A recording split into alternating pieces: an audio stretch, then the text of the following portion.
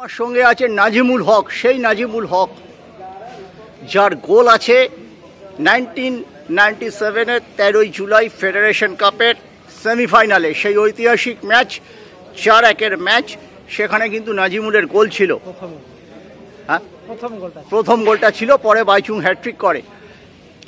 নাজিমুল, তুমি এই মুহূর্তে ফুটবলের কোচিংয়ের সাথে যুক্ত, খেলাধুলা দেখছো, ডুরান্ডের নতুন ইস্টবেঙ্গল টিম অনেকটাই নতুন, মিগুয়েল, রশিদ এরা কেমন এসছে, এবং যে আর্জেন্টিনা স্টপারটা এসছে সেটা কেমন? নিঃসন্দেহে ভালো। কলকাতা মাঠে মানিয়ে নিতে একটু সুবিধা অনেকের হয় না, কিন্তু মানিয়ে নেওয়ার জন্য সুযোগ দিতেই হবে। আশা করা যায় এই ইস্টবেঙ্গল টিম অনেক কম্প্যাক্ট ফুটবল খেলে, যেটা এই লাস্ট ম্যাচ 6-1 জিতেছে আর কি।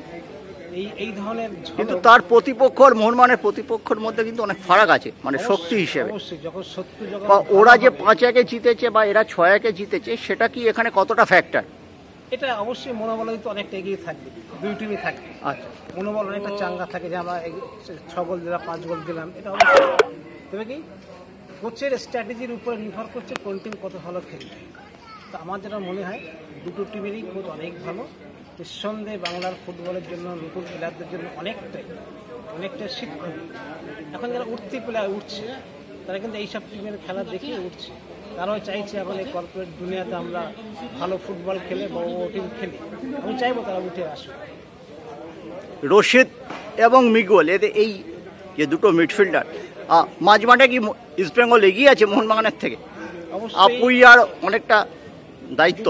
মাঝমাঠে সেই টিম এগিয়ে থাকবে যে প্লেয়ারদের হাফ হার্টের চান্সটা বেশি কাজে লাগাতে পারে, বা ব্যাকফুট রিসিভ থেকে শুরু করে এগিয়ে যেতে পারবে। অনেক সময় দেখা যায় নিজের গোলের দিক থেকে রিসিভ করছে, কিন্তু না, এটা লাগে যদি আরো ফাস্ট করতে হয় তাহলে অন ফুট থেকে 45 ডিগ্রি থেকে এগিয়ে যাওয়ার জন্য চেষ্টা করতে হয়। যে টিম এটা করবে সে এগিয়ে থাকবে। এগিয়ে কে বলা খুব মুশকিল, দুটো টিমই শক্ত প্রতিপক্ষ, দুটো টিমই ভালো। বলছো একটা হাড্ডাহাড্ডি লড়াই হবে? অবশ্যই হাড্ডাহাড্ডি লড়াই হবে। ম্যাচ কি 50-50 নাকি গত কয়েক বছরের পারফরমেন্সে একটু হলেও এগিয়ে মোহনবাগান, কোনটা তুমি? আমি চাইবো যে মোহনবাগান এগিয়ে থাকে, কথা বলবো না, কারণ ইস্টবেঙ্গল যেভাবে খেলা শুরু করেছে এরা যে কোনো মুহূর্তে এগিয়ে যেতে পারে, সুতরাং 50-50 বলা যেতে পারে। অনেক ধন্যবাদ।